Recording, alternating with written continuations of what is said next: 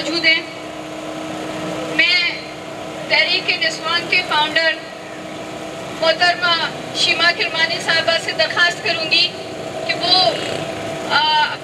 اپنی اظہار یکجہتی اور ساتھ میں ماحول بلوچ کے لیے انصاف کا مطالبہ کر کے اپنے خیالات کا اظہار کریں۔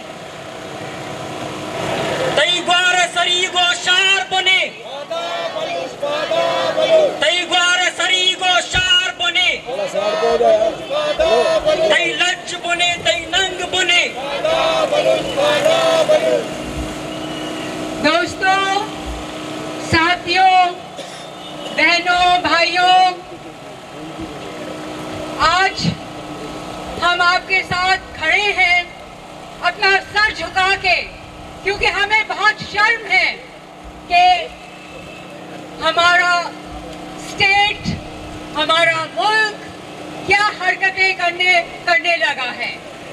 یہ کوئی نئی بات یقیناً نہیں ہے، بہت عرصے سے بلوچستان میں ظلم ہو رہا ہے، یہ ہم سب دیکھ رہے ہیں، اور ایک وقت آئے گا جب اس ظلم کا جواب آپ کو دینا پڑے گا، کیونکہ ظلم سہنے کی بھی انتہا ہوتی ہے، اور جب لوگ بہت زیادہ ظلم سہ لیتے ہیں تو وہ کھڑے ہو جاتے ہیں۔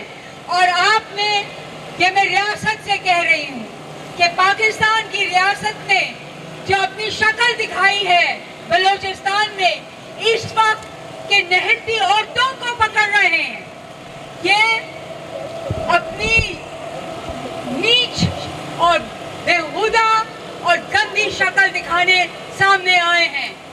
ان کی سمجھ میں نہیں آ رہا کہ کس طرح سے اس انقلاب کو روکا جائے، کیونکہ اس وقت بلوچستان میں جو ہو رہا ہے یہ ایک بہت بڑا انقلاب ہے۔ اس وقت پاکستان میں جو ہو رہا ہے، جو آواز عورتیں اٹھا رہی ہیں، یہ ایک بہت بڑا انقلاب ہے۔ اور جب ہم دیکھتے ہیں کہ ہماری بلوچ بہنیں ہمارے ساتھ کھڑی ہیں، یہ تو اتنا بڑا انقلاب ہے جو میں سمجھتی ہوں یہاں پہ لوگوں نے اب تک نہیں دیکھا ہے، کیونکہ ہر لوگ کے اپنے کلچر ہوتے ہیں، اور جس کلچر سے ہم عورتیں نکل کے باہر آ رہی ہیں اور سڑکوں پہ کھڑی ہو رہی ہیں، تو میں سمجھتی ہوں کہ یہ اب پیچھے ہٹنے کی بات نہیں ہے، یہ اب آگے ہی بڑھتا جائے گا، اور ریاست خود سمجھ جائے کہ جیسے ابھی ایک میری بہن نے کہا کہ جنگ کا جواب ہم جنگ سے ہی دیں گے۔ ہم سب، میں آپ سب کو یقین دلاتی ہوں کہ ہم سب تیار ہیں اپنی جان دینے کے لیے۔ ہم سب یہاں کھڑے ہیں کہ ٹھیک ہے، ہماری جان اتنی اہم نہیں ہے، یہ جو ہمارے مقاصد ہیں، جس وجہ سے ہم سب یہاں نکلے ہیں، اور یہ سب سے اہم ہے، اس سے زیادہ اہم کچھ نہیں ہے۔ اور اس مقاصد میں کیا سب سے بڑی بات ہے؟ انصاف، جسٹس، برابری، ایکوالٹی۔ کسی بھی علاقے کا انسان، پاکستان کا جو سٹیزن ہے، اس کو پورا وہی حق ہے جو پاکستان کے دوسرے سٹیزنز کا ہے۔ پنجاب کے سٹیزنز کا کوئی علیحدہ سے حق نہیں ہے ہم سے، بلوچستان کے، سندھ کے، بالتستان کے، گلگت کے، یہ سب لوگوں کا برابر کا حق ہے۔ اور اب ہم سب طے کر چکے ہیں کہ ہم اب اپنا حق لیے بغیر پیچھے نہیں ہٹیں گے، ہم آگے ہی بڑھتے جائیں گے۔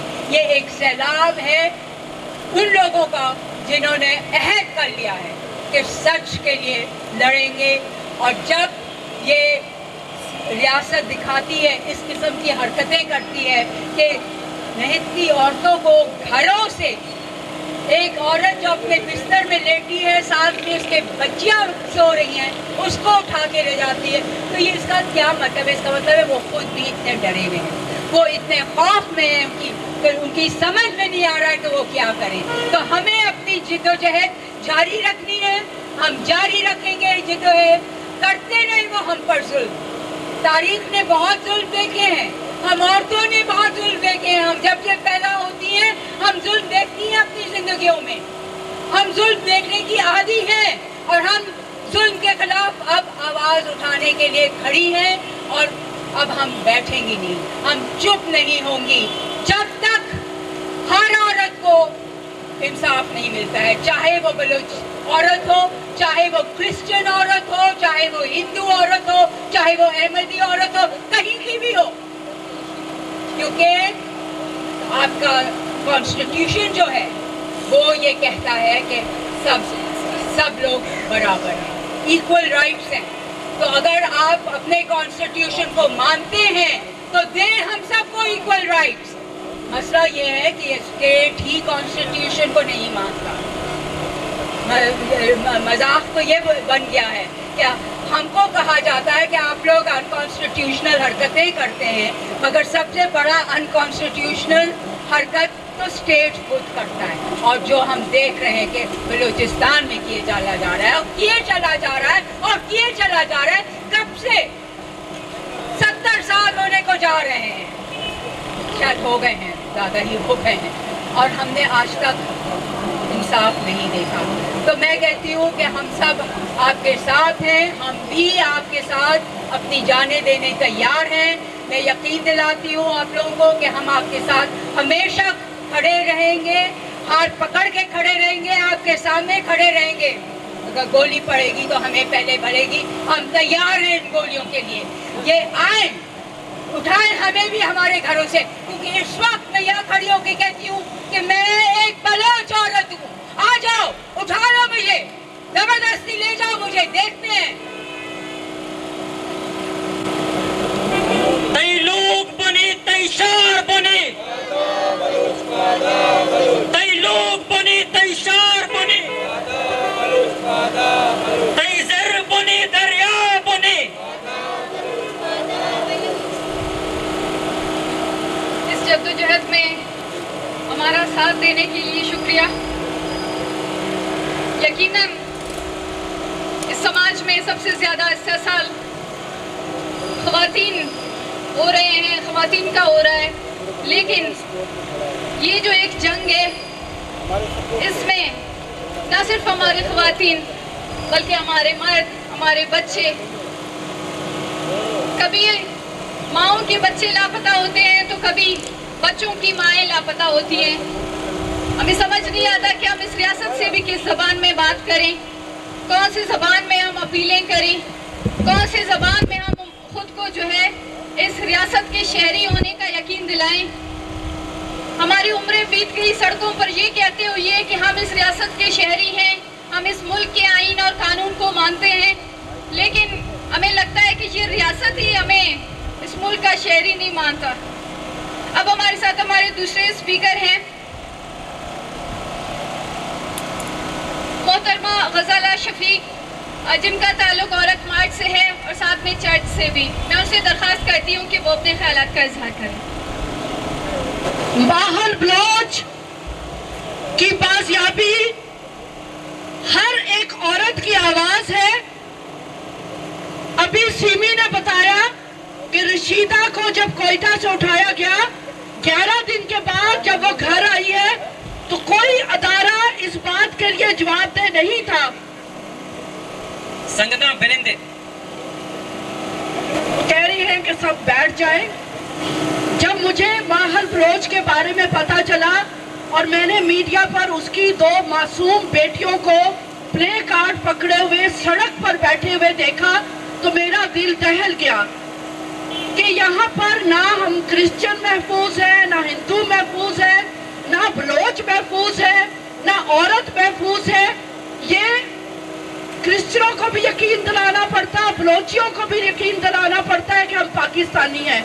یہ ریاست کیسی عجیب ریاست ہے کہ اپنے ہی شہریوں سے بار بار وفاداری کا ثبوت طلب کرتی ہے, اپنے ہی شہریوں سے ان کے حقوق چھینتی ہے, اپنے ہی شہریوں سے, اپنی ہی بیٹیوں سے, اس دھرتی کی بیٹیوں سے چادر چھینتی ہے.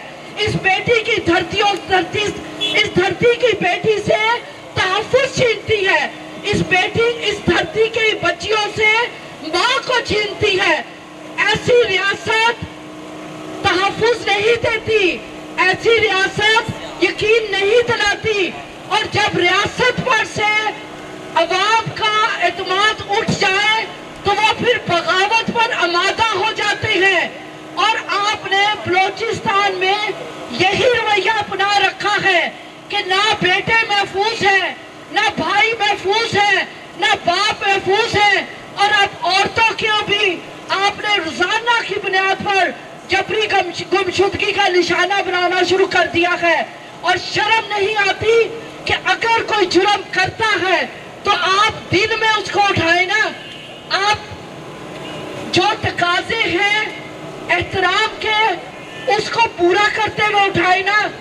یہ بات ثابت ہوتی ہے کہ جب آپ چوری سے راتوں کو گھروں میں گھس کر بستر میں سوئی ہوئی ماں کو اٹھا کر لے کے جاتے ہیں تو اس کا مطلب آپ چور ہیں، آپ جھوٹے ہیں، آپ کے اندر بد اعتمادی ہے. ماہل بلوچ اور وہ تمام خواتین جن کو بار بار اٹھایا جاتا ہے، سیمی کی یہ بات سن کر بھی میں دہل گئی کہ ان عورتوں کو، بلوچی بہنوں کو، بیٹیوں کو اپنے ہی صوبے میں تعلیم حاصل کرنے کے لیے ایشورنس نہیں ہے، یقین نہیں ہے. جب وہ کراچی یا کوئٹہ یا دوسرے شہروں میں رخ کرتی ہے کہ ہم اپنی بچوں کو تعلیم دلا سکے تو آپ دوسرے شہروں میں بھی ان کو سکون سے نہیں رہنے دیتے ہیں. ماہل بلوچ جو کہ اکیلی ماں ہے، جس کا ہسبینڈ بھی نہیں ہے اور وہی اپنی بچیوں کے لیے تحفظ ہے، چھتر ہے، سب کچھ وہی ہے، اس عورت کو ایک ایسے گھناؤنے، جھوٹے، غلط مقدمے میں پھنسانا، گھر سے اٹھانا اور کہنا کہ وہ جی خودکش جیکٹ لے کر بیٹھی ہوئی تھی.